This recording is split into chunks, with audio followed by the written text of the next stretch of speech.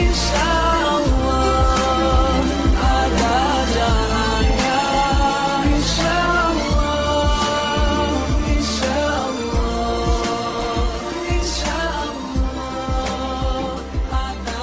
Bismillahirrahmanirrahim. Nabi Muhammad sallallahu alaihi wasallam al-kiram azmin zaman syuhada al-Fatihah. Bismillahirrahmanirrahim.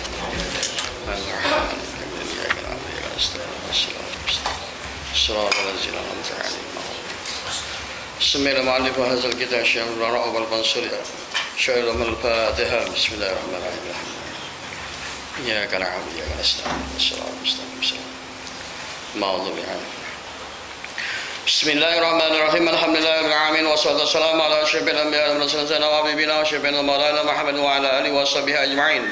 قال رب اشرح لي صدري ويسر لي أمري واحلل عقدة من لساني يفقهوا قولي. قال مولى تعالى ونفعنا بعلومه في دارين آمين.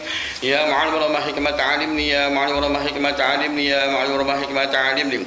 ربي أدخلني مدخلا صدقا وأخلني مرجعا صدقا واجعلني من لدنك نصيرا وقدم إليك بعد ذلك كله.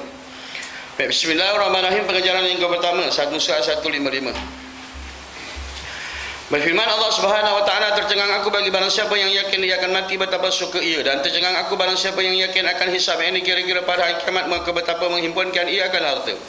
Tercengang-cengang aku barang siapa yang yakin dia akan kubur, maka betapa tertawa-tawa ia, dan ajaiblah aku, yang hairanlah aku barang siapa yang yakin dia akan akhirat, betapa bersenang-senang ia di dalam dunia. Baik, ini perbahasan di antara hadis qudsi, barang yang tak boleh ditolak. Kalau tolak daripada pahaman ini, maka hukum dia adalah kufur, yakni keluar daripada agama. Pasal ini di antara ayat qudsi, hal keadaan firman Allah Ta'ala, yakni ayat Quran yang tak dimasukkan di dalam Al-Quran tetapi sampai kepada Nabi SAW, maka dinamakan di hadis qudsi. Maka ini Allah Ta'ala menceritakan ayat bagaimana peliknya di antara kalau Allah melihat keadaan manusia yang dia yakin bahawa hisab dia hawa, dia tahu kematian itu pasti akan datang dan pasti akan datang, maka betapa suka ia hal keadaan hidup di atas dunia. Nak bagi tahu manusia ini bila mana dalam keadaan dia terlupa pada asal, di mana tujuan daripada kehidupan dia ini, dan terlupa daripada mana asal datang dia, di mana Allah hal keadaan letakkan di mana hak milik Allah yang bernama roh itu di dalam jasad manusia. Maka seluruh daripada ibadat ini Allah letakkan ialah untuk meletakkan pengabdian diri kepada diri dia, kepada zat dia. Yakni wa ma khalaqtul jinna wal insa illa liya'budun. Kerja manusia atas dunia ni ialah mengabdikan diri saja kepada Allah, bukan kerja yang lain. Kalau seandainya manusia memikirkan tentang urusan rezeki hingga terhijab dia dalam ibadat dia kepada Tuhan, maka saya orang ini tidak meyakini dia dengan jaminan Allah yang ada dalam Al-Quran. Allah menyatakan siapa saja yang duduk atas muka bumi, wa ma min dabbatin fil ardh, siapa saja yang duduk atas muka bumi ini illa 'ala Allahi rizquha, melainkan di bawah jaminan Allah yang jamin rezeki dia. Kalau dulu saya dah katakan, tak pernah kaki tangan kerajaan 20 hari bulan dia mesyuarat, dia bertanya sama dia, agak-agak bulan ni gaji keluar tak? Agak-agak bulan ni gaji keluar tak? Agak-agak kerajaan bagi gaji tak? Tak pernah kita syak dengan kerajaan. Bahkan itu kerajaan yang ada segelintir sahaja yang kecil sebahagian di atas muka bumi Allah. Bagaimana hal keadaan i'tiqad manusia tentang ketuhanan? Allah yang menjamin, wa ma min dabbatin, tak ada yang merata atas muka bumi Allah illa 'ala Allah, melainkan di atas jaminan Allah rezeki dia. Manusia lebih yakin dengan janji manusia, dengan jaminan manusia daripada jaminan Allah. Maka yang ini nak kena betulkan. Maka dengan sebab itu di antara kematian, nak bagi tahu pada tuan-tuan bahawa roh yang dimasukkan dalam jasad ini kerja diperintahkan beribadat. Bila niat di dalam keadaan nak melakukan ibadat, maka dikerahkan akan jasad melakukan ibadat. Apabila dalam keadaan hati, niat hati ini nak melakukan sesuatu, maka jasad dibawa pergi pada ketika itu. Jasad adalah barang yang mati yang hanya kadar dia bergerak ini melalui daripada dua hak Allah Ta'ala. Yang pertama roh, yang kedua adalah nyawa. Istilah kedua ni yang dipakai. Bila manusia dalam keadaan mengiyakan seluruh dalam bagian rezeki ini bersabit dengan jasad, dia lebih hal keadaan mengiyakan kepentingan jasad dia daripada kepentingan roh dia. Akhirnya yang jadi begitu, jadi macam mana? Dia yakin dengan jaminan manusia, dia tidak yakin dengan jaminan Allah. Bahawa mati itu pasti benda yang akan datang. Kullu nafsin za'iqatul maut. Setiap yang bernapas, setiap jiwa itu pasti akan merasai mati. Maknanya kalau manusia mengatakan bahawa dia itu tak mati sebab dia kekasih Allah, siapa dia? Muhammad itu Allah menyatakan innaka mayyitun wa innahum lamayyitun. Hei Muhammad, kau satu ketikanya akan wafat, dan seluruh bagi tahu kepada mereka, mereka juga akan wafat. Muhammad sebagai kekasih itu juga dalam keadaan menemui Allah Ta'ala. Allah mengambil akan dia. Apa calon kalau setakat kita semayang 2, 3 lekong 4, 5 tahun, tiba-tiba dalam keadaan kita rasakan Allah sayang kita dengan sebab nyawa kita panjang, dengan sebab umur kita panjang, petanda Allah sayang kita. Bukan itu sebagai ukuran dia. Ukuran dia bukan di situ. Ada kalanya orang yang degil-degil ni Allah firman, keadaan sengaja Allah panjangkan akan umurnya.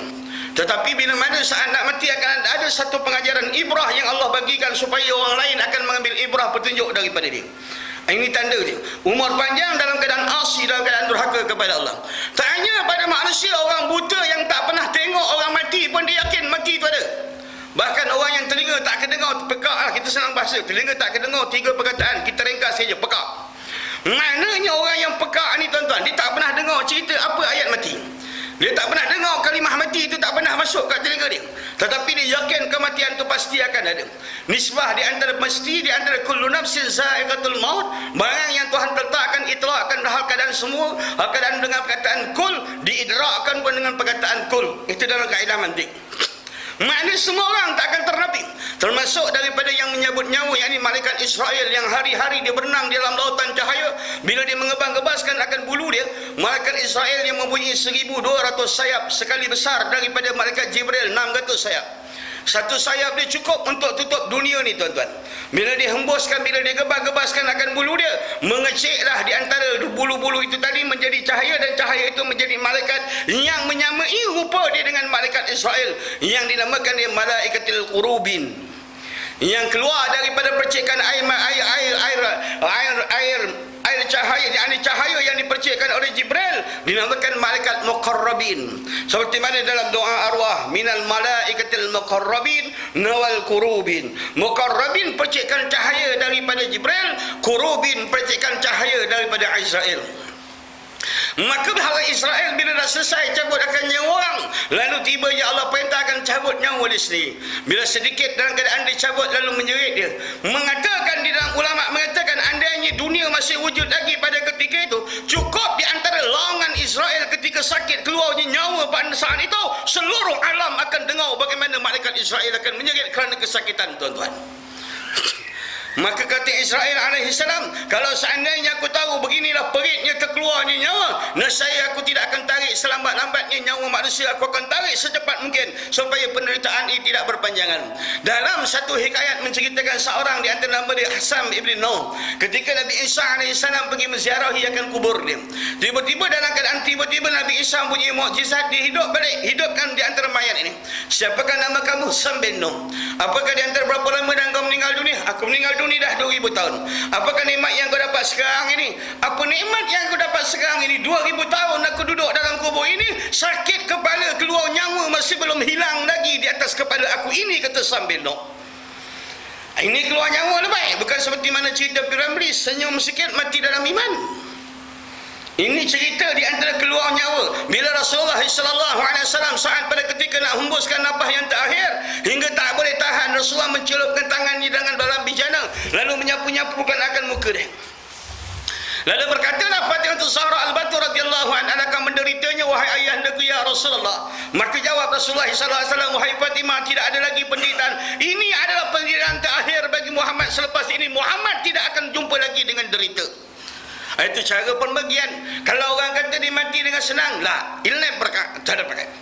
Kalau orang kata ada orang mati senang, tidak. Muhammad Habibullah sampai tak tahan, ambil tangan, celupkan muka dia, celupkan tangan dalam bijana, menyapu muka akibat menahan kesakitan. Bagaimana keadaan saat keluarnya nyawa pada ketika itu tuan-tuan. Ditakdir kata Nabi Ibrahim alaihissalam, bila ditanya, bila orang bermimpi dengan Nabi Allah Ibrahim alaihissalam, bagaimana keadaan di antara baginda apabila keluar roh daripada badan? Maka jawab Nabi Allah Ibrahim alaihissalam, aku umpama burung pati yang jatuh di dalam air yang menggelegak.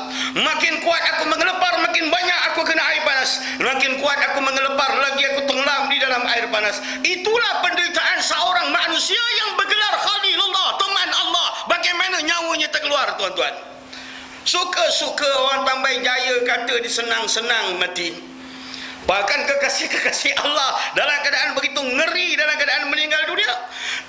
Nisbah kata Sayyidina Umar ibn Khattab radhiyallahu an lebih dahsyat daripada 70 kali tusukan pedang yang tajam apabila saat-saat roh hampir-hampir keluar. Orang bertanya kepada seorang sahabat, bagaimanakah di antara penderitaan saat mati? Bagi golongan manusia ibarat kata di antara kaki mereka yang penuh dengan keadaan yang kena air panas yang mengerucut, lalu dibalutkan dengan duri, lalu direntaknya sekaligus pada ketika itu. Itulah penghabis ringan bagi orang yang menghadapi sakratul maut. Maka dengan sebab itu Abu Darda radhiyallahu anhu, seorang daripada sahabat Nabi sallallahu alaihi wasallam, bila saat nak wafat dalam keadaan muka dia berubah, lalu orang bertanya, apakah yang membuatkan muka kau berubah ya Abu Darda? Maka jawab Abu Darda radhiyallahu anhu, sesungguhnya aku malu kepada Allah, nak bertemu Allah dalam keadaan bujang. Pada ketika itu dia menduda, tuan-tuan. Mati dalam keadaan bujang memang memalukan berhadap kepada Allah. Faham ya? Sebab tu duda-duda ni jangan lambat-lambat ni. Kayu jalan, memang malu jumpa dengan Allah dengan keadaan bujang. Maka Abu Darda radhiyallahu anhu sempat lagi berdialog dengan anak. Bila dia bertanya ke anak, dia bertanya apakah bagaimana antara keadaan ayah anda ketika menghadapi ini. Maka jawab Abu Darda radhiyallahu anhu, saat pada ketika ini penapasan ayah semakin lama semakin disempitkan, semakin lama semakin dikecilkan. Kalau seandainya di antara hal keadaan ayah perlukan pada nafas yang banyak, tapi penapasan ayah telah pun diperkecilkan.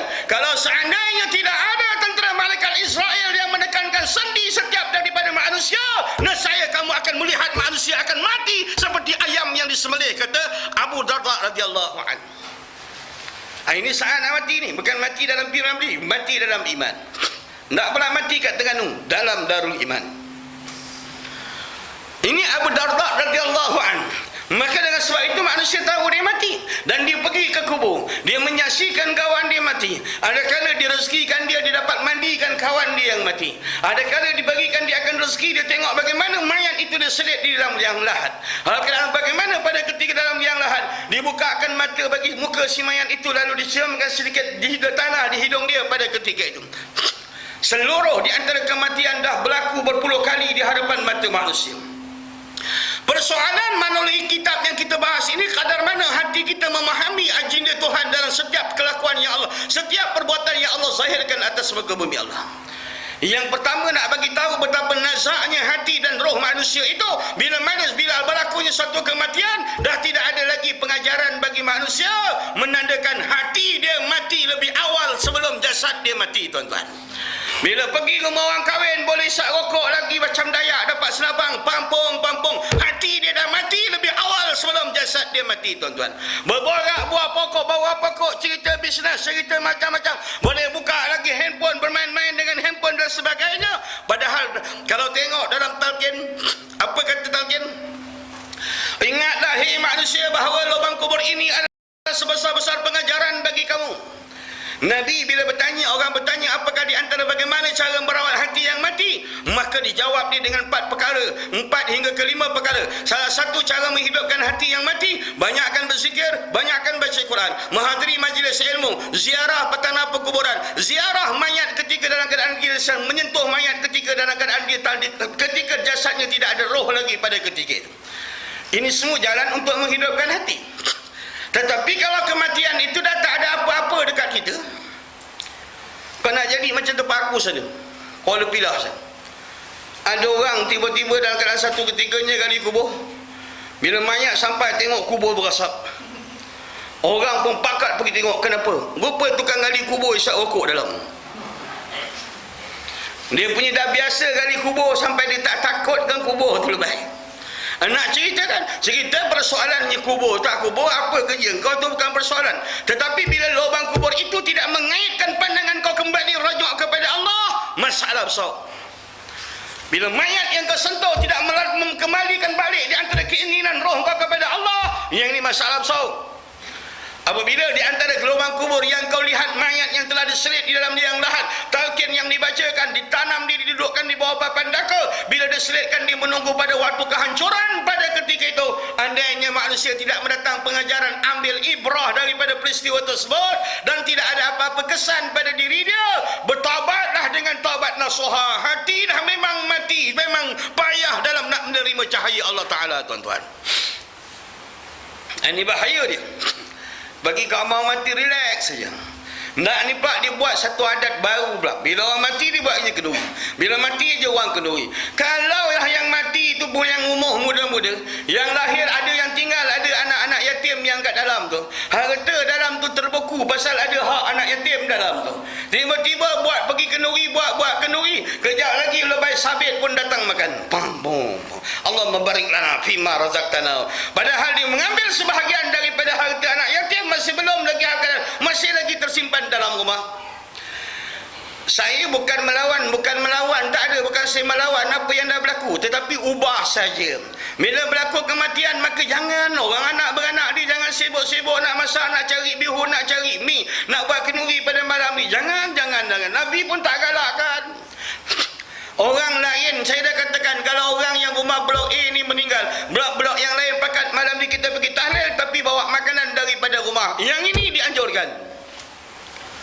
Orang tengah bersedih, kau nak suruh masak, kasih lebay-lebay sabit makan kat kenduri. Lebay bukan faham apa, sedih tak sedih, dia tahu dia sabit dia juga. Kau tak kenal tak lebay sabit ni?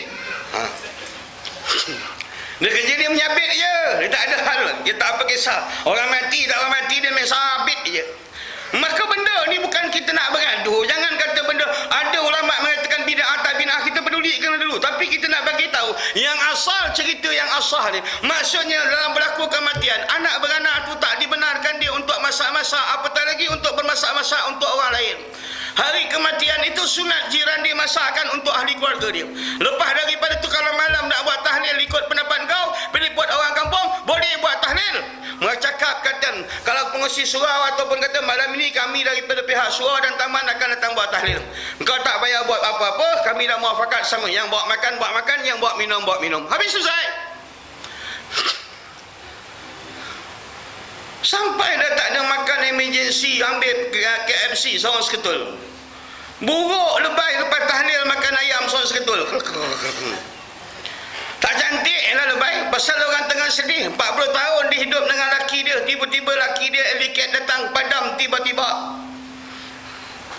Bila dah padam tiba-tiba, dia tengah bersedih tu, tengah terkenang kan, apa khabar abang aku, apa khabar abang aku, malam ni nak tidur serba salah, katil yang lebar biasa berdua, dulu berdua, kini seorang. Dia masih terkilan lagi. Tiba-tiba lebay sabit datang. Assalamualaikum. Lebay datang nak menjabit. Lebay datang menjabit. Jangan, tolong. Saya dah katakan sampai benda ni berlaku, sampai dijadi ibadat adat yang cuba dijadikan ibadat, tolong. Tapi ibadat jadikan adat boleh. Jangan adat jadikan ibadat, tak boleh. Ibadat jadikan adat. Apa dia ibadat jadikan adat? Macam mana pun kau sibuk dekat rumah dengan wazan, mesti ambil baju, ambil kain, kedebak-kedebuk, turun ke surau. Jadikan adat. Jadikan adat asal maghrib je, jangan duduk di rumah, semua berkumpul di surau. Jadi begitu. Ambil. Pasal muafakat antara Islam dengan Islam dalam bentuk macam tu. Kadang-kadang nak beramal, nak cari pahala 1000 rakaat sembahyang, tak dapat tuan-tuan. Tapi duduk dalam majlis ilmu 1 jam itu menyamai dengan 1000 rakaat sembahyang sunat, tuan-tuan. Duduk je, tak payah bawa kitab, telinga pun tak payah bawa, dia dah memang lekat kan. Kalau telinga lekat sekarang, saya nak dengar ustaz tapi telinga tu lupa bawa. Apa sih? Dan ini masalah belakang. Maka dengan sebab itu, maknanya cuba ubah benda ni. Kita boleh ubah. Istilah iklan kata pun anda mampu merubahnya. Bila ada kematian baca gini-gini, ataupun buat pada khairat kematian. Apa dia khairat kematian? Gunakan duit khairat kematian itu. Bila ada kematian, maka yang terlibat dengan khairat kematian, siapkan makanan di surau. Mula-mula dulu siapkan makanan. Kalau dikebumikan pagi tengah hari, maknanya untuk makan ahli keluarga tu mesti orang taman kena sediakan. Yang ini muakkad tuntut.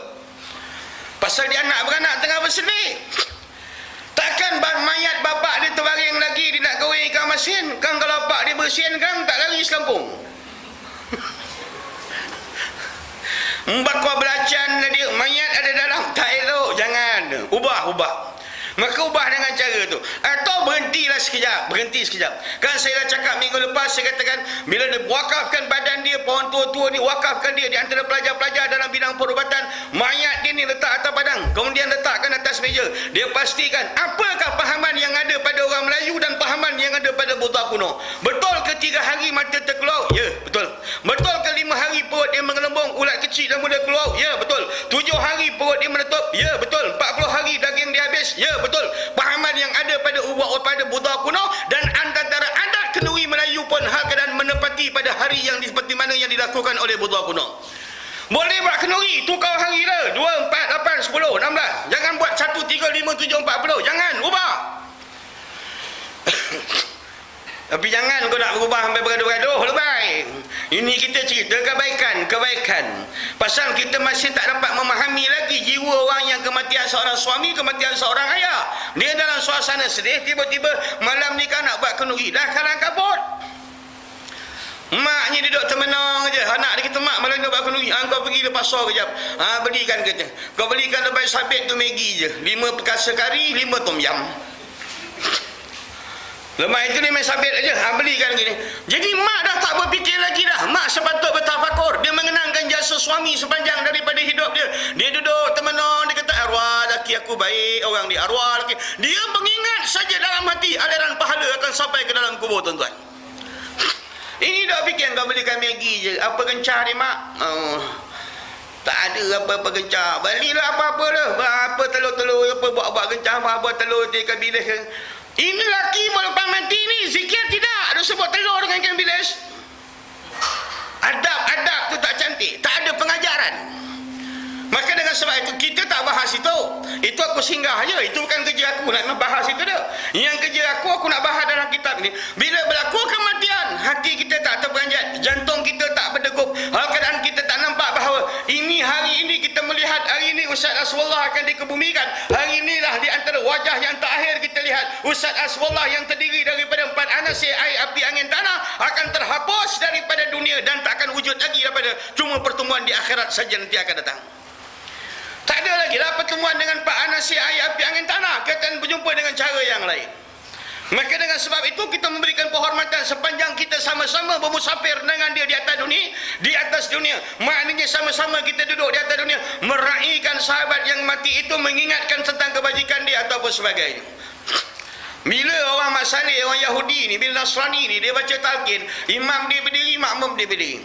Maka kita ubahlah. Bila baca talqin, imam duduk, makmum semua kena berdiri. Yang menyandar pangkal pokok. Yang isyak rokok. Isyak rokok pula, rokok seludup. John dengan modeng. Duduk istilah. Maka maknanya tak ada pengajaran. Tak ada ya Allah, ya Allah, ya Allah, ya Allah, ya Allah. Orang yang mati ni ya Allah, dia lebih muda daripada aku. Ya Allah, sesungguhnya mahal keadaan menyambut nyawa ini adalah mutlak kerja engkau ya Allah. Bila hal keadaan engkau berkehendak, maka engkau akan ambil pada bila-bila masa ya Allah. Tidak memandangkan umur ataupun negara sebagainya. Milik mutlak kuasa Allah dalam hal keadaan menarik bagi hayat manusia itu sendiri. Tapi pengajaran tak ada. Kita ambil contohlah kamar Rasulullah SAW menyatakan dalam satu hadis yang sahih, sesungguhnya orang-orang yang mati itu bagaikan mereka-mereka yang terkapai-kapai di tengah-tengah lautan sentiasa mengharapkan pertolongan daripada anak keturunan dan zuriat dia. Hari ini tuan-tuan, jangan kata anak tuan-tuan ada 10 Azhar, 10 Jordan, 10 mengaji Mekah, 10 mengaji Madinah, 10 mengaji pondok. Hal keadaan jangan tuan-tuan rasa lepas mati besok anak-anak ni akan ziarah kubur. Tidak. Macam mana kita layan kubur arwah mak, arwah bapa? Begitulah daurah pusingan itu akan berlaku pada diri kita, tuan-tuan. Ya. Kalau hari ini lepas sembahyang, dah lepas doa, duduk termenang beruk sekejap.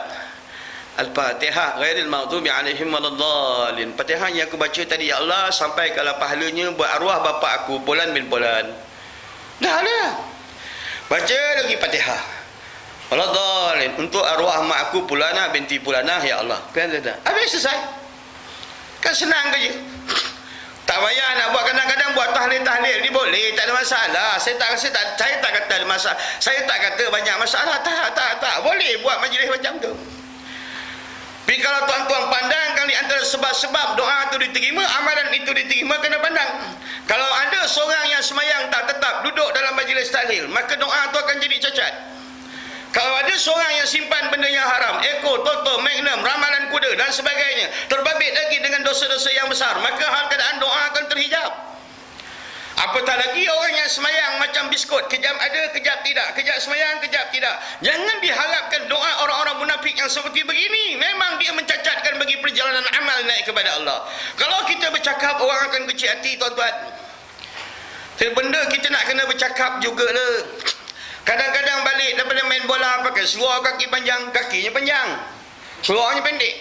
Kemudian bila kata, bang, hari ni ada orang mati. Wah, kejap lagi ambil kopi agak. Amin, amin, amin, amin. Nisbah begini ke di antara orang-orang yang petang tadi dalam keadaan durhaka kepada Allah, di dalam tilik Allah, di bawah tilik Allah, dia memakai pakaian yang dilarang oleh Allah. Tiba-tiba malam dia merekomenkan amin supaya mayat mendapat keampunan daripada Allah. Ini bab tahlil arwah kita tutup. Maka kematian dipasti akan datang. Sebab tu talqin ni baca keras-keras. Talqin ni kalau orang kata, mana boleh baca talqin untuk orang mati? Tak apalah, niat untuk orang hidup. Kullu nafsin sa'iqatul maut, setiap yang bernafas itu pasti akan, setiap yang bernyawa, setiap yang nafdiri itu pasti akan mati. Ingatlah, hei Polan bin Polan, sesungguhnya lubang kubur ini adalah sebesar-besar pengajaran bagi kamu. Itu Rasulullah pesan. Kalau siapa baca talqin ulang 3 kali, dia yang degil-degil bawah pokok tu terlusuk dalam mati dia. Ingatlah bahawa lubang kubur ini sebesar-besar pengajaran bagi kamu, kata Rasulullah. Kalau lubang kubur pun dah tak datangkan pengajaran, nang boti nang tui boti, tak tahu dah lah bahaya apa nak cakap, nak macam mana. Istilah sesungguhnya manusia hidup mereka itu adalah tidur, kain kapan saja yang menjagakan mereka. Itu hadis, tuan-tuan ya. Sekarang semua tidur, surau dekat tu pun tak perasan, tidur. Tapi bila dah tiba dalam kubur, menepuk dahi dia baru dia tahu surau yang begitu dekat, kelebihan 27 pahala pun dia tak boleh nak tak boleh nak pergi. Hari ini dia tidur, dia tak nampak, duduk sekejap sampai isyak dalam majlis kuliah, menyamai dengan 1000 rakaat sembahyang sunat. Bila duduk dalam kubur, baru dia akan tepuk dahi pada ketika itu, nampak di mana di antara kelepasan-kelepasan benda yang terlalu remeh, ganjaran yang terlalu banyak daripada Allah. Akhirnya dia menyesal. Menyesal sekarang. Biar menyesal sekarang, jangan menyesal dulu. Korban ke sekejap, berapa langkah kau datang pergi ke surau. Setiap daripada langkah Allah tambah 10 kebajikan, Allah hapuskan 10 kejahatan. Nak apa lagi, hei makhluk yang manja? Rezeki Allah dah bagi, sama rezeki kesihatan Allah dah bagi. Engkau tidur, rumah engkau Allah jaga daripada perompak, Allah jaga daripada kebakaran. Kemudian rezeki Allah sampaikan kadang-kadangnya barang yang kau tak pernah minta, Allah tersampaikan rezeki. Berapa manja lagi Tuhan nak layankan kita? Bahkan kau pergi ibadat sepatutnya sebagai tanda wajib kau syukur kepada Allah Ta'ala dengan melakukan ibadat. Dalam kau melangkah ibadat itu pun Allah bagi lagi pahala. Puyo. Oh, banyak nak lagi. Manja tu baik. Kami manja. Bila tak ada kata dikasihnya nikmat, dikasihnya ibadat, tiba kita buat maksiat. Dalam buat maksiat tu dia cover lagi. Bila dia cover, kata apa dia? Iblis berjanji, ya Allah, aku akan sesatkan akan Bani Adam ini hingga aku masuk ke dalam darah daging mereka. Akan aku sesatkan mereka sampai hari kiamat. Maka Allah mengizinkan demikian. Lalu Allah berfirman, sebanyak mana pun umat ini melakukan maksiat, makhluk ini melakukan maksiat, setinggi gunung mana, selangit mana pun, andainya dia beristighfar, tetap aku akan mengampunkan dia, kata Allah. Tengok Allah cover, tuan-tuan. Nak manja macam mana lagi? Jangan terlampau ego sangat. Anak Melayu konon-konon ambil SPM, bahasa Malaysia tak fokus. Pasal dia bangsa Malaysia, dia orang Melayu, dia rasa dia pasal. Bila keluar keputusan, tengok lingkup. Jangan kata di umat Nabi Muhammad dia rasa-rasa dia boleh manja, mudah besok dapat syafaat. Jangan. Ada berapa puluh hadis Allah Rasulullah menyatakan kebanyakan golongan-golongan yang tak akan mendapat syafaat daripada Rasulullah. Ya. Sampai Nabi kata, laisa minni walastu minku. Laisa minni walastu minhu. Engkau bukan umat aku dan aku bukan nabi engkau. Ada satu hadis Nabi mencakapkan demikian. Cuba pelan-pelan lah tuan-tuan. Kita jangan fikirkan apa jenis amal yang kita buat. Janji dalam setiap langkah kita, hati kita kumpulkan dengan Allah. Tak satu, ingatkan akan Allah. Saya bagi satu pesanan ni pegang betul-betul. Bila kita berjalan atas muka bumi Allah, kita ibaratkan mayat yang berjalan, kata Allah. Kecuali hati yang hidup dengan zikrullah akan mengeluarkan cahaya saja yang akan berhubung dengan Allah. Maka berduduk dalam kereta, pentikkan hati dengan zikrullah. Masa memasak, hidupkan hati dengan berzikir. Makcik sebut akan nama Allah. Bila makcik basuhkan baju, sebut akan nama Allah.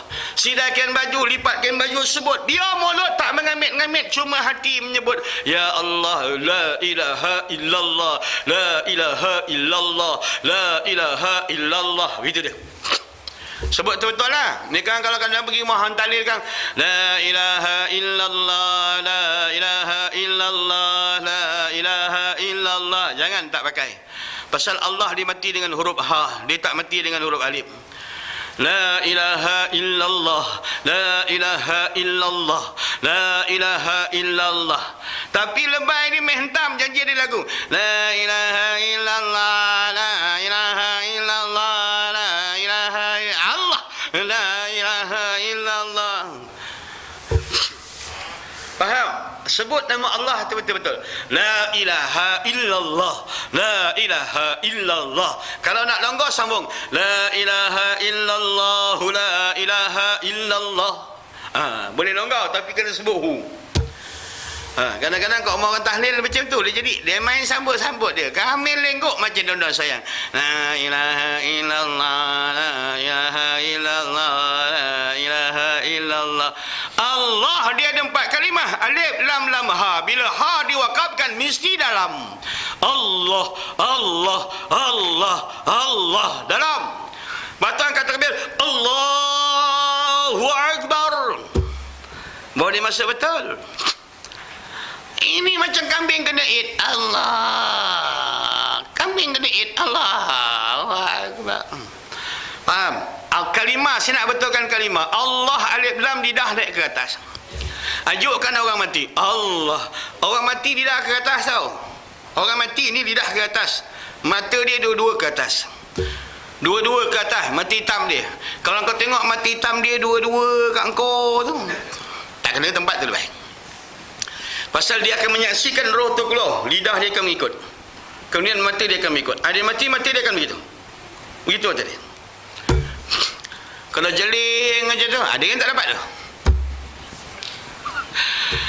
Kalau petanda dia mati dalam keadaan baik, yang pertama dalam keadaan bibirnya basah. Yang kedua bila dia mati dengan keadaan baik, dia mati dengan keadaan bergesah, mati dengan keadaan gesah. Bila dia mati dalam keadaan baik pada ketika itu, dia mati dengan keadaan dia berpeluh. Kalau andainya 3 yang berlawan, ni lah. Kalau andainya 3 yang berlawan, maka mati itu tak berapa nak cantik. Dia akan jadi resah bila dia duduk kat depan dia, tiba-tiba datanglah di antara mak dia mengatakan, wahai anakku, aku mak engkau, dah lama aku meninggal, mak dah berada dalam yang selamat. Kalau kau nak selamat macam mak, cakaplah Allah itu 2. Maka syaitan menjumpai mak dia. Tiba-tiba bapak dia pula datang. Apa dah lama padam tiba-tiba. Bapak dah selamat nak sampai ke syurga. Kalau kau nak selamat, cakaplah nak. Memang yang betul. Cakap betul-betul. Isa itu anak Allah. Dah 5-10 tahun rindu kat mak. Tiba-tiba mak bawa begitu. Ada kalanya di antara orang yang nak mati itu kehausan yang terlampau sangat. Tiba-tiba dalam keadaan datang Ustaz Asbullah bawakan air. Iblis tahu rupa aku, bukan aku. Aku Ustaz ngajar aku suruh kau. Kau tak kena den. Kenal tak? Kau nak air tak ni? Kau kan? Kau nak kan? Engkau cakaplah Uzair itu anak Allah. Kau cakap Uzair itu anak Allah, kau habis ni kerang, lepas tu kau ucap dah balik. Allah, kalau dia bercakap, dia mengangguk saja, cukup. Matinya bersisah di antara seorang daripada ahli abid yang mati bersisah saat nak mati. Bila ketika dalam keadaan di penghujung nyawa dia, syaitan kata cari jalan yang terakhir, mengangguklah apa yang dikatakan oleh iblis. Lalu dia mengangguk tentang sesuatu tentang yang mensyirikkan Tuhan.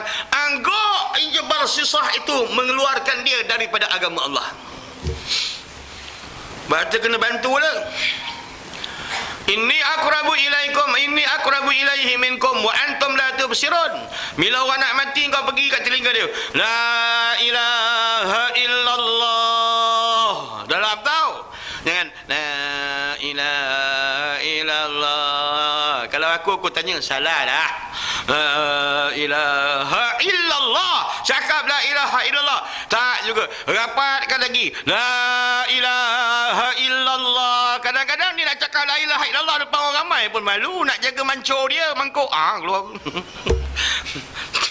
Depan orang ramai, hensem-hensem nak cakap la ilaha illallah kat bapak ni macam tak jalan ni. Faham?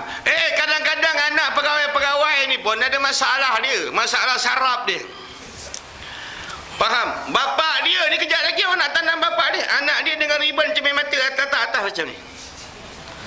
Letak atas macam ni. Wang hajar punya anak. Aku terkeluar tu minta maaf cakap tu. Kongsi pacai. Sampai ribbon letak macam ni. Suruh orang kampung pula jadi balaci. Rapatkan sikit. Hai, kau ingat boleh main duit jolok, boleh tolak orang kampung jadi baruang kau ke? Bapak kau sendiri kau tak boleh turunkan dalam liang lahat. kongsi bacai. Itu aku dah geram tu. Pasal aku kena masa tu imam. Apa dia? Bapak kau sendiri orang lain ke? Malang dah tuan-tuan, bukan kecil-kecil punya malang. Malang dan palang sekali lebih. Kalau ada 5 adik-beradik, seorang tak reti mandikan mayat ayah, ya Masya Allah. Kalau 5 beradik laki-laki, seorang pun tak boleh baca doa arwah, Masya Allah. Kalau adik-beradik 5 orang laki-laki, tak ada seorang pun tak ada nak turunkan jenazah ayah, mandikan mayat ayah. Oh, penat bela manusia ni lebih. Masalah fardu kifayah pun tak boleh nak tak boleh selesai. Kau tak malu ke orang lain pegang kemaluan bapa gitu? Tak malu?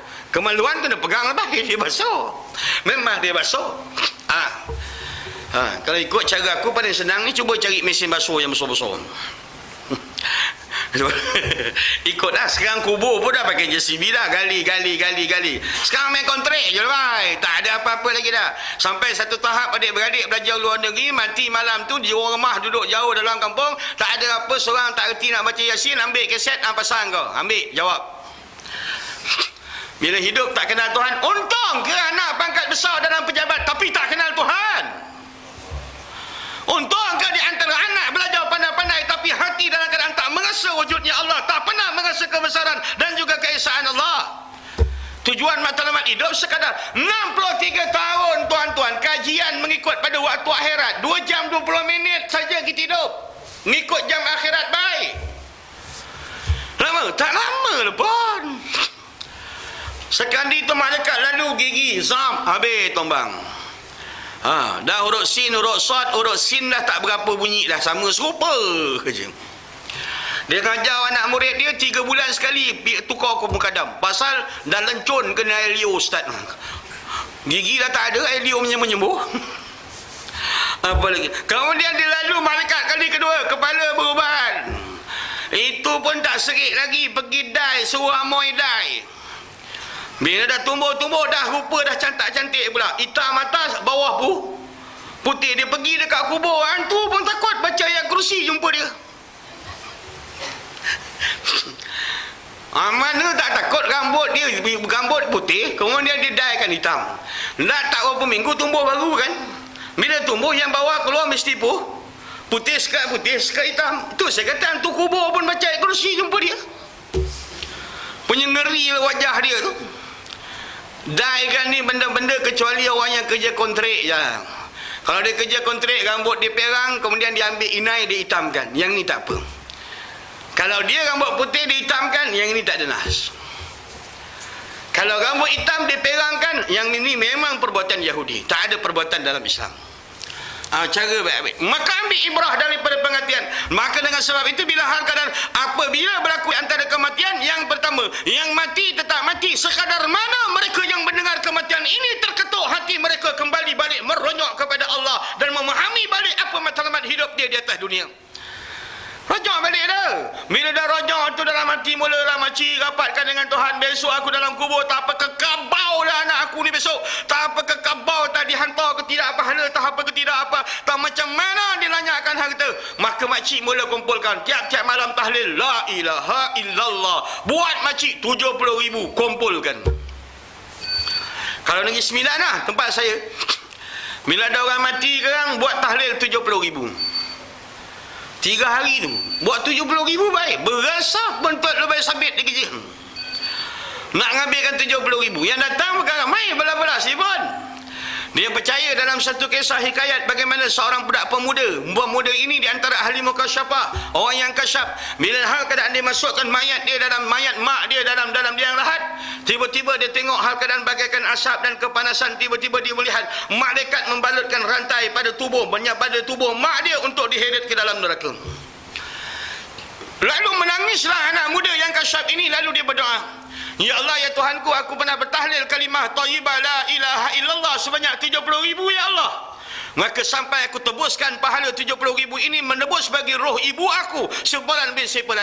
Masa seketika itu aku lihat bagaimana malaikat membukakan balik balutan antara rantai api neraka.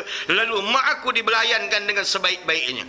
Orang mengambil hikayat dalam manaqibul awliya, kisah wali-wali ini. Lalu orang Negeri Sembilan dia mengambil adat zikir 70,000 menebus diri daripada azab kubur dan neraka. Kita pedulikan. Ini cerita fadail amal. Kita pakailah juga. Nak mana? Jadi makcik-makcik lepas semayang tu buat dah tahlil. Nak mula tahlil tu Fatihah dulu pada Rasulullah. Lepas tu tahlil. La ilaha illallah, la ilaha illallah. Lepas zuhur dapat berapa cik? 100. Tulis. Kalau pasar kang, Allah cepat. Baru 40 je si orang tua tu dapat tempik. Mangkau. Tengok 40. Tulis 40. Kalau Pak Maghrib, kalau tak pergi kuliah, jangan buka telekong tu. Duduk atas sejadah sampai azan isyak. Jangan bercakap dengan siapa-siapa. Kita dah 60 tahun cik, nak layankan anak lagi ke? Kita dah 60 tahun, nak layankan cucu lagi ke? 60 tahun, nak layankan lansir lagi ke? 60 tahun adalah Nabi memberikan amaran. 60 tahun itu adalah umur yang bakal dituai oleh malaikat Israel, kata Rasulullah. Makcik ya, yang dah umur 60 tahun. Nak semayang tak kuat dah bang. Maka kita nak semayang dah tak kuat. Kan semayang kan malam ni, besok dah gaut. Tak semayang 3 hari gaut. Kan semayang balik, kena pula 2 minggu pula gaut. Macam je 5 kali gaut. Biasa go out. Kebiasaannya lah. Kalau tempat aku lah, sini aku tak tahu lah. Kalau 5 gaut, bila tak ada lah, maka beginilah makcik, buat yang fardu saja, kemudian buat yang muakkad saja. Lain daripada tu, makcik mesti ada wuduk. Wuduk mesti kekal. Pentiklah dalam hati, ya Allah, ya Allah. Dalam hati cik, tak pakai tasbih, mulut jangan mengamit-ngamit. Ya Allah, ya Allah, ya Allah, ya Allah. Begitu dia. Nah, jalan atau ambil zikir lain. Astaghfirullah, astaghfirullah. Maknanya aku minta ampun ya Allah. Astaghfirullah, astaghfirullah. Begitu dia cik. Dalam hati tanpa tasbih. Syarat dia berwuduk. Nak semayang kuat-kuat bayar dah. Naik atas motor sementara nak pergi surau, buat selawat. Allahumma salli ala Muhammad. Allahumma salli ala Muhammad. Dalam hati Allahumma salli ala. Jangan esok naik motor, tasbih sebelah, handle sebelah. Allahumma salli ala Muhammad. Selamat, kita jumpa di longgang esok. Jangan, saya suruh zikir dalam hati. Apa matlamat zikir? Zikir atas nama Allah, tujuan nak menzahirkan kasih dengan Allah. Tujuan atas selawat kepada Nabi bukan nak cari fadilat, tetapi nak zahirkan kasih kita kepada Nabi, dan kita harapkan semoga Nabi akan respon kasih terhadap kita, kerana tanpa kasih daripada Nabi, nescaya takkan terkuak pintu kasih daripada Allah. Dalil, wa in kuntum tuhibbunallah. Andainya kamu sekalian kata cintakan kepada Allah, fattabi'uni, ikut oleh kamu akan aku, yakni Muhammad. Bila kau ikut akan Muhammad, yuhibbukumullah, nescaya kamu akan dikasihi oleh Allah Ta'ala. Jangan pergi terus direct kepada Tuhan, ketuk dulu pintu kasih Muhammad. Bila Muhammad telah kasih, mudah, automatiknya secara auto kasih Allah akan mendatang pada ketika itu. Okey, banyak-banyak selawat lah. Selawat banyak-banyak. Buat yang sunnah-sunnah. Yang banyak duit tu kahwin satu lagi. Sunnah. Betul. Kahwin je lah. Sedap pun dapat, pahala pun dapat. Kankah? Kau macam tak respon kau ni. Kau kena berubat dengan aku. Kau ni macam nak tekan dengar. Apa dia? Habis. Maka itu di antara kematian. Cuba tengok di antara detik-detik pada saat keluarnya di antara Rasulullah SAW. Mampu saat berapa jam lagi belum meninggal, belum wafat, akan yang memandikan aku sipulan-sipulan. Sayyidina Ali adalah orang yang paling dapat akrab banyak tugas ketika kewafatan Rasulullah. 2-3 sahabat yang namanya tak masyhur yang bakal memandikan Rasulullah. Ini kelebihan yang Allah bagikan kepada setengah-setengah sebagian sahabat yang dapat menyentuh batang tubuh Rasulullah. Kan baca bab yang lepas kata, bila pengintip orang kafir pergi jumpa bos dia pergi, macam mana Muhammad yang kau intip? Muhammad dia pergi mana-mana, dia tak pergi serang, mesti dia mengambil, dan bahkan sahabat-sahabat dia bergebut-gebut untuk duduk di sebelah. Muhammad yang kau cakap ni macam mana Muhammad yang kau suruh intip? Muhammad ini di air ludah dia takkan sampai ke bumi, akan disambut oleh pengikut-pengikut dia. Siapa dia Muhammad yang kau cakap ni? Muhammad ini darah dia takkan mengalir, melainkan disambut dan dihirup oleh sahabat-sahabat. Oh, nak tengok kelebihan Muhammad itu sendiri lah. Maka Allah Ta'ala pelik tengok manusia tahu tentang kematian, dia boleh bersuka-suka. Ayat ini dah keluar dah kan? Dah meninggal. Semalam ketawa dengan aku kat kedai kopi, terbahak-bahak sampai masuk bawah meja, aku tarik keluar balik. Hari ini dah qalu, dah tak ada lagi. Bila dia tak pasti dah bentuk begitu. Sehingga Allah datangkan baghtatan ni balak yang mengejut. Saat harta dia banyak, dia berangan nak pergi enjoy laki bini, nak pergi mana-mana. Harta tengah banyak, duk rancang nak buatkan anak rumah besar-besar. Harta tengah banyak, tiba-tiba baghtatan Allah gentap pada ketika itu. Menyesal tak sudah dalam kubur dah baik. Harta tengah banyak tu, tiba-tiba Allah ambil dengan keadaan ketika harta belum sempat lagi dalam keadaan dihabiskan. Maka sebut mati itu adalah sunnah. Minta mati itu hukum dia adalah haram. Tetapi bercita-cita mati akibat terlalu rindu dengan Allah itu adalah perkara yang diamalkan oleh awliyaillah. Bila mana di antara pasal mati itu pertemuan hakiki antara hak dia dengan dia. Kembali balik dia sirih kepada ganggang. Inna lillahi wa inna ilaihi raji'un. Kita, yakni roh datang daripada Allah dan kembali kepada Allah. Jasad dia datang daripada tanah dan akan kembali balik kepada tanah. Inna lillahi wa inna ilaihi raji'un. Bukan bahas jasad, tapi dia bahas roh. Dia bahas roh. Dah isyak dah. Ni tak payah lambat. Kalau cakap kenduri kan basi lah orang. Aku kalau bercakap bab mati ni kan sampai mati tak dia kan. Maka dengan sebab tu ambil ibrah. Kalau nenek saya, moyang saya dulu menjangkau umur sampai 100 lebih. Umur dia, moyang saya. Moyang, bukan moyang lah, mak saya punya moyang tu. Saya pernah jumpa 5 keturunan saya. Kain kapan dah siap beli. Duit semayang mayat dah siap beli. Yang 60 tahun ni jangan peringatan, belilah kain kapan. Tak ada salah beli kain kapan. Beli. Mak kau kalau aku mati ni kain kapan. Tapi tengoklah dulu. Tengok kalau kata kau dulu kau pakai. Kalau aku dulu aku dah pakai. Bini pun cakap, tak apalah apa kau pakai dulu. Bismillah.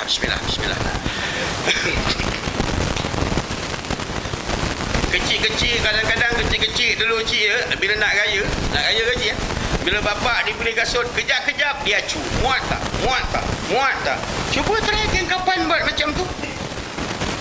Cubalah. Mak kau, aku dah beli kain kapan ni, cuba kau kapan aku tengok. Muat tak. Takut tak muat, besok susah pula Bilal lah gini. Ambil. Wali-waliullah ni apa yang dia tak buat nak nakutkan hati dia. Hasan Al-Basri ketika dalam keadaan lalai, dia akan ambil tanah, dia akan cium. Hei Hasan, kau datang daripada tanah dan kau akan kembali balik pada tanah. Dia akan ambil debu-debu ni, dia akan sapu atas kepala dia, menghina diri dia balik, tuan-tuan. Hasan Al-Basri catatkan dosa-dosa dia di jubah dia. Setiap malam bila dia beramal, dia baca dosa dia, dia akan menangis teresak-esak sepanjang malam bertaubat dia kepada Allah Ta'ala, tuan-tuan. Ini cara orang yang takut pada kematian. Sebab itu Abu Bakar Al-Warraq satu ketika ini dia pergi ziarah kubur para wali. Ziarah kubur pada para wali. Tiba-tiba dia tengok anak dia dekat situ.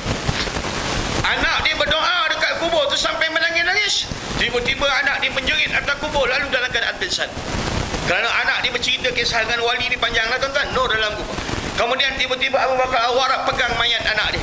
Hei anakku, sesungguhnya kau adalah orang yang paling bahagia di sisi Allah. Berpuluh tahun ayah pergi ke kubur, tidak ada pun terketuk hati ayah takutkan kepada Allah. Hari ini kau anak muda, sekali kau pergi ke kubur cukup mengetuk hati kau. Kau mati di atas kubur, dia makam seorang waliullah.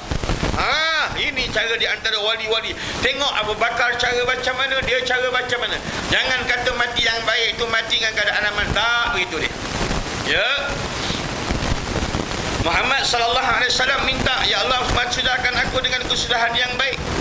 Muhammad wafat dengan sebab penyakit bisa yang berada dalam perut sikit satu ketikanya telah termakan daripada makanan sihir. Sebab tu orang yang mati sakit perut ni syahid dunia.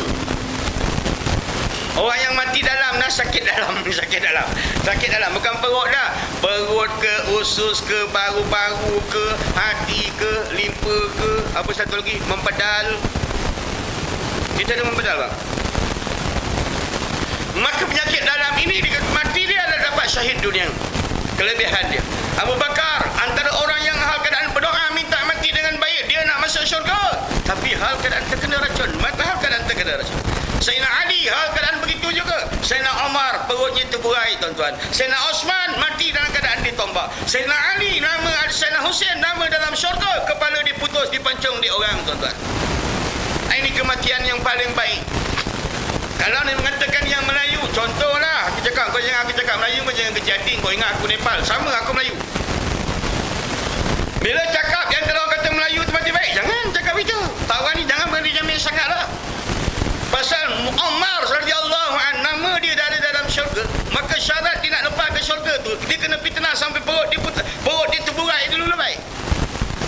Sayyidina Husain, Raisul Syabab, kepala ketua pemuda dalam syurga. Syarat dia nak lulus tu, kepala dia kena pancung, ditantang-tantang, disepak di orang, kemudian diharak, dikulu-kili, mentertawa dan melekehkan cucu Rasulullah. Pasal hari di antara Sayyidina Husain lahir, Rasulullah datang sambut dengan senyum. Lalu dalam keadaan dia ambilnya Sayyidina Husain, diletakkan atas bangkau. Lalu tiba-tiba dalam keadaan Rasulullah menangis, menitik air mata Rasulullah. Bertanya Sayyidina Abu Bakar As-Siddiq radhiyallahu anhu, ya Rasulullah, apakah sebab orang lain dapat cucu ya Rasulullah gembira, tapi engkau dapat cucu dengan keadaan duka cita? Ini adalah perkara untuk engkau ya Abu Bakar. Simpankan akan rahsia ini. Sesungguhnya cucu aku Husain, Sayyidina Husain ini akan mati di tangan orang Islam. Kepalanya akan dipancung dan akan disepak-sepak, diperhina keturunan aku. Lalu kepala aku akan diarak-arak, dihina oleh umat Islam sendiri pada zaman itu, tuan-tuan. Ini cara mati. Nama dah dalam syurga. Nama kita dah ada belum? Setakat hari ni David Rumukam janji kat pintu je kan, pintu syurga. Andainya kau pergi dulu sebelum aku tunggu di pintu syurga. Pintu je. David tunggu pintu. Dia tak tunggu dalam tau. Jaga baik. Itu cara dia. Mati. Allah. Petang Jumaat tu pergi ziarah kubur. Waktu visit yang paling menggembirakan kata Rasulullah. Waktu lawatan dah. Waktu lawatan pergi hari Khamis lepas daripada waktu asar. Dan ditutup waktu lawatan yang paling afdal itu hari Sabtu sebelum azan subuh. Pukul 6, pukul 4 pagi Jumaat malam tu, pergi pukul 4 pagi sebelum azan subuh hari Sabtu pergi kubur. Ini waktu lawatan. Rasulullah SAW menyatakan tidak ada sesuatu yang paling menggembirakan bagi ahli kubur itu melainkan ahli keluarga mereka menziarahi mereka pada hari Jumaat. Jumaat ini tuan-tuan, sebenarnya Khamis dengan Sabtu ni tak ada apa. Cuma lagi keberkatan pada hari Jumaat itu dia melimpah sampai ke petang Khamis. Dan keberkatan hari Jumaat itu dia melimpah membuat sampai Sabtu pagi sebelum azan. Ini waktu yang paling afdal ziarah mayat. Pergi ziarah kubur. Pergilah 3 pagi, 4 pagi. Orang pergi kubur baca Fatihah, dia baca ayat kursi. Allah hantu kubur. Yang orang ni pun tak ada kerja. Kubur tu dia pergi balut dengan kain putih. Apa hal? What happened? Cakap pergi dah aku. Tak ada. Jangan diperbuat-buat. Jangan dihias-hias. Cat-cat kubur jangan. Kalau saya tengok fadail amal lah tuan-tuan. Kubur ni biar dia kena tak payah ditutup-tutup. Bila tak dia kata dia kena hujan, dia panas. Batu yang baik tu dia mengeluarkan lumut. Lumut ni makhluk yang hidup. Dia sentiasa berzikir, dia bertasbih dan bertahmid minta ampun bagi mayat yang ada di bawah. Ini kalau tengok dalam kitab turas. Ini kau balut dengan kain putih. Saya warning kau kamu saya. Kau balut kubur apa aku siap. Dengan kongkor aku badut. Saya duduk kubur bapak saya, baca kejap lagi angin bertiup, kain putih mengibau. Dah aku tulis. Innama amruhu bisalah. Kejap lagi angin tiup sana betul. Jadi kerja kain putih. Kalau kau kumpul kain putih itu kasih buat ibu imam punya jubah dapat 3-4 pasang. Tak pasal-pasal kepala kubur kau pergi balut kan. Kau faham tak ni? Nabi tak kasih amalan ni menyamai orang sebelah.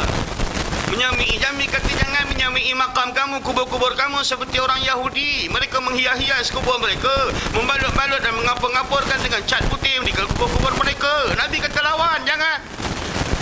Sampai Nabi kata kalau kau ada jiran dengan Yahudi pun, hari ni dia pakai baju putih, kau jangan pakai baju putih, jangan ikut dia. Sampai begitulah Nabi minta selisihkan dengan Yahudi.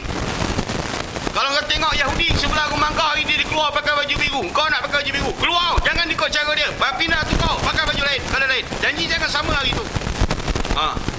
Berlainan tak? Jangan hari ni kau tengok Yahudi pakai seluar, kau keluar tak pakai seluar. Itu tak. Yang tu aku tak suruh. Aku cakap lain kala berlainan corak itu je. Jangan Yahudi pakai seluar, aku tak pakai seluar, lagi teruk. Maka ambil ibrah daripada kematian itu ada satu perkara yang muakkad, yang dituntut kuat-kuat pada ketika itu. Andainya aku mati. Malam ini bermulalah. Tak ada kata malam ini. Duduk laki bini atas katil, belaga lutut. Mak kau satu masa ketikanya kau akan tidur atas katil ni seorang-seorang tanpa aku. Ataupun aku akan tidur atas katil ini tanpa kau. Faham? Ini cerita malam lain lah. Jangan cerita malam Jumaat. Orang dah bergencu kau cerita kubur tak senonoh. Kalau dah tengok dah bergencu tu tukar cerita lain. Jangan cerita kubur. Bini dah bagus bergenci, dah pakai kuputih mujur depan mogah. Dah bagus dia pakai, tiba-tiba mak kau satu masa ketikanya kita akan mati. Allah potong seti betul orang tua ni. Orang dah bersolek-solek dia cerita buah kubur, dia cerita kain kapan. Maka cerita satu masa ketikanya, hei anak-anak kau akan makan ni tanpa ayah. Hei anak-anak satu masa ketikanya kau akan makan, kita akan makan tanpa ibu. Hei anak-anak kau kena terima satu masa ketikanya kau berhari raya tanpa ayah dan tanpa ibu. Akurkan kematian tu pada anak-anak dan pada diri sendiri tuan-tuan. Sebab itulah bila mulakan cakap. Setengah orang lah, bila dia rasa-rasa dia enjoy sangat je, Nabi kata ingatkan kubur, ziarah kubur, dia akan tumpulkan nafsu terhadap dunia. Dulu saya buat. Saya fikir bila saya nak beramal ya, saya beli kapur bagus. Bila aku duk leka berangan dia, aku ambil kapur bagus. Orang kalau cium kapur bagus ni ingat apa? Makwa. Kau dulu kau dating makwa kau pakai kapur bagus. Bila cerita je kapur bagus, orang dah mula takut. Bila cerita baru je kapur bagus, seram dah mula seram. Maka kembalikan balik tumpul terhadap dunia. Mulakan beramal. Kalau dibayangkan, sikit lagi bang, saya ambil seminit lagi. Seminit. Maknanya kalau takdir kata dibayangkan, kalau makcik nak ibadat yang paling power lah makcik, bila pakai telekong malam ni termenam, andainya malam ini ya Allah aku mati, besok orang akan mandikan aku, besok orang akan semayangkan aku, semua orang akan ziarah aku, dia orang akan hantar aku dalam kubur, dia orang akan masukkan aku dalam liang lahat, dia orang akan bukakan mata aku, dia orang tutup aku dengan bapa naga, mereka timbul mereka akan timbul saku, mereka akan datang, akan pijak-pijakkan, mampatkan tanah, ya Allah taruhkan batu nisan, mereka akan balik. Bahkan kata Nabi, selipar yang balik itu kamu akan dengar, kata Rasulullah. Bila makcik duk fikir kenang-kenang macam tu terkenang, ya Allah aku dalam kubur gelap. Terus la ilaha illallah, la ilaha illallah, dengan suasana yang takut dengan kegelapan kubur, paut betul pengharapan dan keampunan daripada Allah. Jangan lepaskan bayangan ini. Ibadat begini 1 jam lebih baik daripada 70 tahun ibadat tanpa bermakrifat dengan alam-alam yang lain. Baru ada rasa takut. Ini tidak la ilaha illallah. Ngantuk. La ilaha illallah. Dah ngantuk dilaju ke belakang. La ilallah, la ilallah, la ilallah, la ilallah, la ilallah. Tak pakai, tak payah engkau wayang lah baik. Ceritakan bila kau dah ada kubur, dah ada dalam kubur. Bayangkan duduk dalam kubur. Bagaimana keadaan ketika kau seorang, tanpa anak, tanpa bini, tanpa pengawal, tanpa apa-apa, tanpa cahaya. Keadaan pada ketika itu. Apa yang kau merasakan diri kau ada kekuatan untuk menghadapi fitnah kubur. Kalau rasa tak ada kekuatan, semasa ingatkan suasana alam barzah. Pegang Tuhan betul-betul. La ilaha illallah. Yakin memang tak ada Tuhan melainkan dia. La ilaha illallah. Pandang kubur, yakin memang tak ada orang lain yang boleh menolong melainkan dia. Ini cara pegang kematian makcik. Kalau duk tahlil la ilaha illallah, tuan rumah gini angkat apa La ilaha illallah, macam bau bihun je. La ilaha illallah. Kalau kebetulan malam ni bihun, minta maaf. Rumah siapa tadi? Kebetulan. Minta maaf. La ilaha illallah. Dulu aku dah buat dah ni tahlil bihun rumah dia. Gencar satu benda tak ada. Ikan bilis tak ada, udang tak. Itulah bihun dengan sawi. Itu pun sawi yang kuning-kuning boleh masuk. Tak pakai. Pegang macam mana isyarat kalau nak cepat kerohanian tu meloncat, buat cara begitu. Wallahualam. Kita tutup selawat ke apa? Tak kan? Bismillahirrahmanirrahim. Alhamdulillah wassalatu wassalamu ala asyrafil anbiya. Allahumma tahhir qulubana minan nifaq wa 'amalana minal riya wa alsinatana minal kazi wa 'ayunana minal khiyana. Fa innaka ta'lamu khawanatal a'yunina ma tufi sudur ya hannan ya mannan qawiyyan al iman. Allahumma ya rabbal alamin ya mujib as-sa'ilin hamdana min kulli syada wa sadada yaqina rabbana jamil lana bil 'ilmin wahdina dunya wa dina. Rabbana 'alaika tawakkalna wa ilaika anabna wa ilaikal masir. Wa sallallahu ala sayyidina Muhammadin bil ummi wa ala alihi wa sahbihi wa baraka wa sallam. Walhamdulillahi bil alamin. Taqabbalallahu minkum.